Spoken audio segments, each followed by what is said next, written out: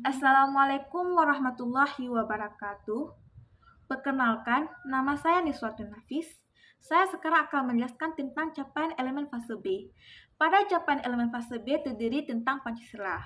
Pancasila adalah dapat membuat kita mengenal makna sila. Dapat membuat kita mengenal makna sila 1, sila kedua, sila ketiga, sila keempat, dan sila kelima. Dan Pancasila juga membuat kita bisa menerapkan dalam kehidupan sehari-hari kita. Dan Pancasila juga dapat membuat kita mengetahui tentang karakter para perumus Pancasila, yaitu yang mana karakter perumus Pancasila yaitu seperti Soekarno, Muhammad Yamin, dan Supomo. Soekarno adalah orang yang pertama merekomendasikan adanya Pancasila, dan Muhammad Yamin adalah orang yang mengusulkan Pancasila tersebut terdiri pada 5 poin. Dan Supomo adalah orang yang merekomendasikan rumusan Pancasila itu terdiri pada 7 poin. Dan dengan Pancasila juga kita dapat bangga menjadi anak bangsa Indonesia. Sekarang saya akan menjelaskan tentang tujuan pembelajaran Pancasila. Tujuan kita mempelajari Pancasila juga kita dapat mengetahui makna daripada sila tersebut.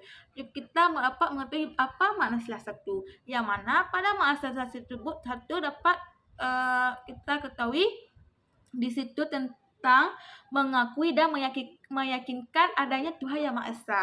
Dan pada sila kedua kita dapat mengetahui tentang harkat dan martabatnya seseorang. Dan pada sila ketiga kita dapat mengetahui tentang mengutamakan kepentingan bangsa ataupun kepentingan orang lain.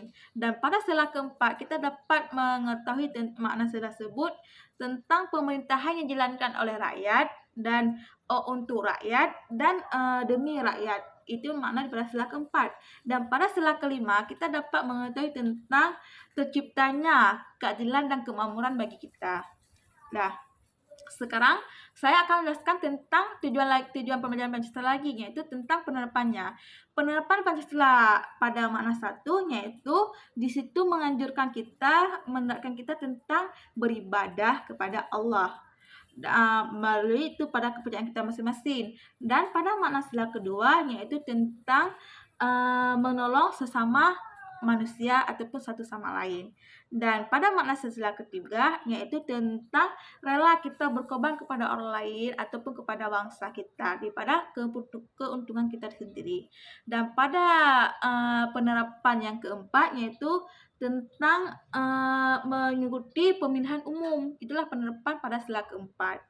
Dan pada penerapan yang kelima yaitu tentang menghargai, membantu orang yang membutuhkan. Itulah penerapan sila dalam kehidupan sehari.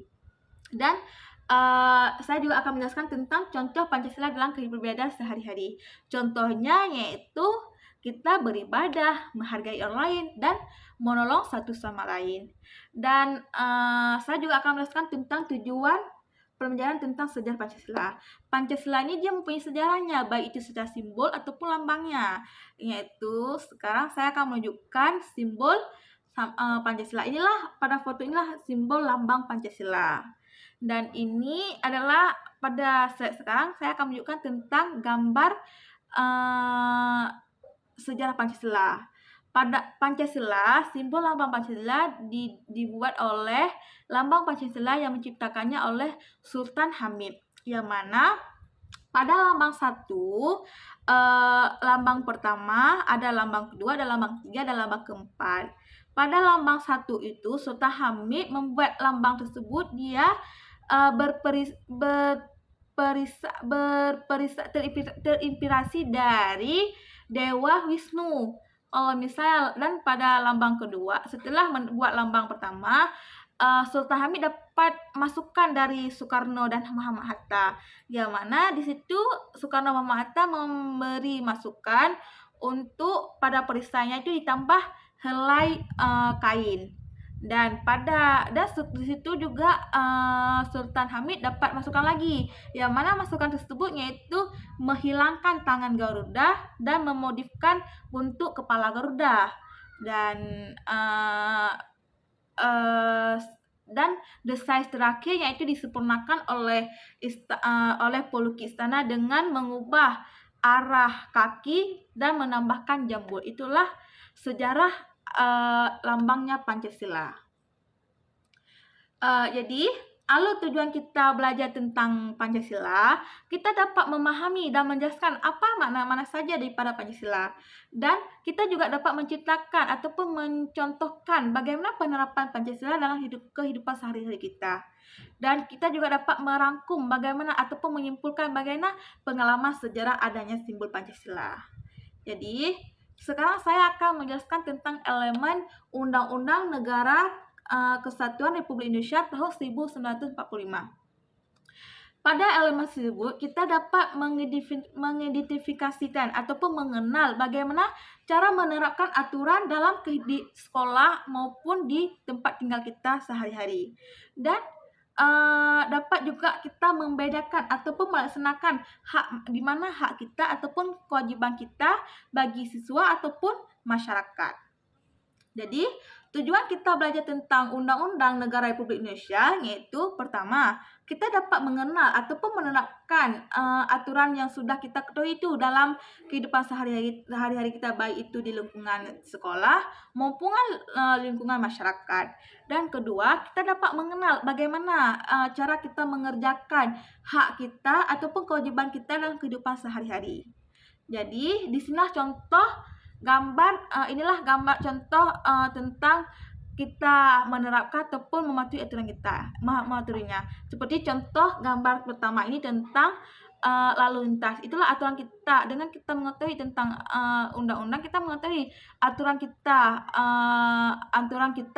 tentang lalu lintas. Dan inilah hak kita seorang siswa ataupun kewajiban kita. Ketika seorang piket itu haknya itu membersihkan, kewajibannya itu membersihkan kelas. Inilah contoh daripada gambar ataupun aturan hak dan kewajiban.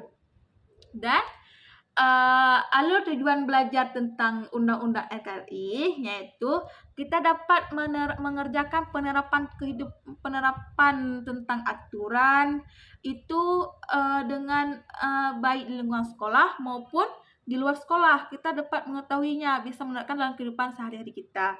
Dan dengan alur tujuannya lagi yaitu kita dapat mengetahui tentang bisa dapat membentuk hak dan kewajiban kita dalam keluarga maupun di sekolah.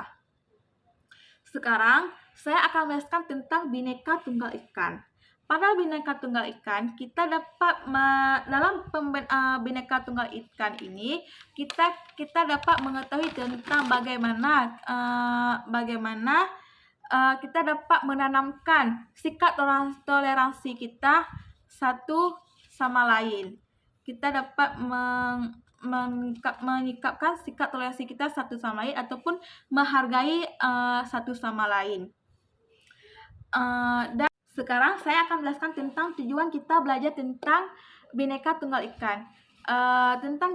Tujuan kita belajar tentang Bhinneka Tunggal Ika yaitu kita dapat mengenal sikap menghargai kita ataupun perbedaan kita, baik itu secara karakteristik, baik itu secara fisik maupun non fisik. Dan dengan tujuan kita belajar tentang Bhinneka Tunggal Ika, kita dapat mengenal sikap menghargai kebinekaan seseorang, baik itu secara suku maupun agama ataupun budayanya ataupun istiadatnya, kepercayaannya.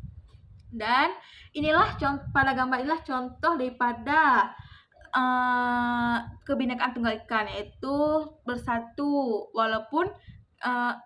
ataupun menghargai satu sama lain walaupun berbeda-beda suku ataupun berbeda kepercayaan kita.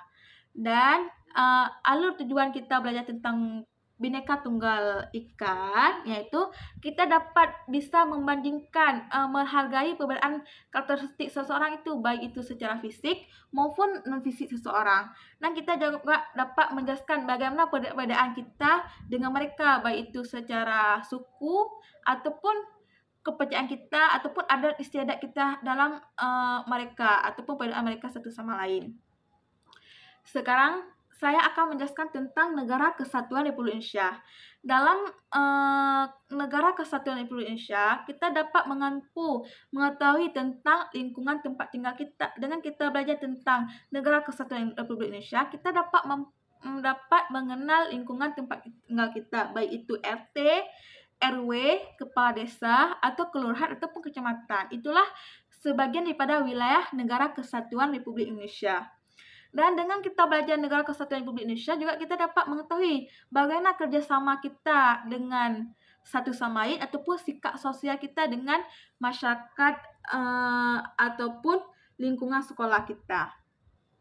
Dan saya sekarang akan menjelaskan tentang tujuan kita belajar tentang negara Republik Indonesia, Negara Kesatuan Republik Indonesia. Itu tujuannya kita dapat memahami bagaimana lingkungan sekitar kita. Kita dapat memahami bagaimana tentang RT, RW, kepala desa, kelurahan, dan kecamatan. Dan tujuannya lagi kita dapat menunjukkan sikap kerjasama kita, baik itu secara kerja bakti, gotong royong, dan lain-lain. Itulah kita dapat bersikap sosial kita, baik itu secara suku ataupun budaya kita. Inilah contoh pada gambar foto ini adalah contoh gambar sikap gotong royong ataupun kerja bakti satu sama lain. Dan alur tujuan pembelajaran NKRI yaitu kita dapat mengetahui di mana wilayah kita yaitu RT, RW, kelurahan, kecamatan, dan kepala desa. Itulah kita dapat mengenal bagaimana lingkungan kita sehari-hari. Dan juga kita dengan alur tujuan kita mempelajari tersebut, kita dapat mempertahankan bagaimana sikap kerjasama kita dengan satu masalah sama lain, baik itu di lingkungan sekolah maupun di luar sekolah, di lingkungan keluarga. Kita dapat mempertahankan bagaimana sikap kita dalam sehari-hari tersebut. Sikap kita gotong royong, kerja bakti dengan satu sama lain. Inilah dampak membuat kita bersatu dan kesatuan. Cukup sekian. Lebih dan kurang saya minta maaf. Wabillahi taufiq wa hidayah. Assalamualaikum warahmatullahi wabarakatuh.